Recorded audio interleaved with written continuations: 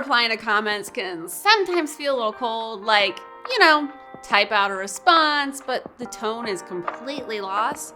Someone leaves you this really heartfelt comment and all they get back is a few words on a screen.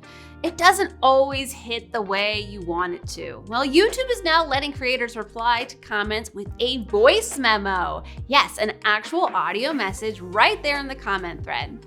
Hi, Taylor here at Financial Potion, where video is your financial potion. And to never miss out on a video, please make sure you subscribe to our YouTube channel and then click on that bell so you're notified every Friday at 5 p.m. Arizona time that a new video has been uploaded. So here's how it works. You go to one of your videos in the YouTube Studio mobile app. At the time of this recording, I can only find it on the app. And then find that comment you want to respond to. Tap reply, and then you'll see a sound wave icon. Tap that and you can record your voice reply directly in the app. You can even listen back and re-record before you post it. Once you're happy with it, it goes live right in the comment thread. And the context is right there for anyone reading along.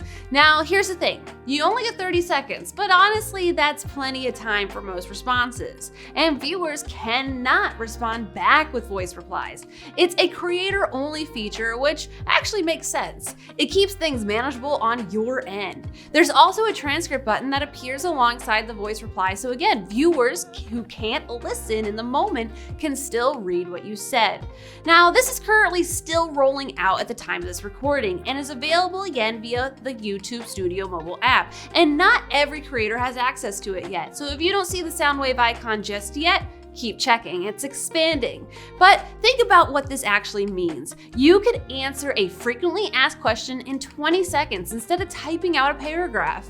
You could thank a longtime viewer in a way that actually feels like something. You could clear up a misunderstanding with your actual tone of voice. That's a completely different level of connection than a text reply.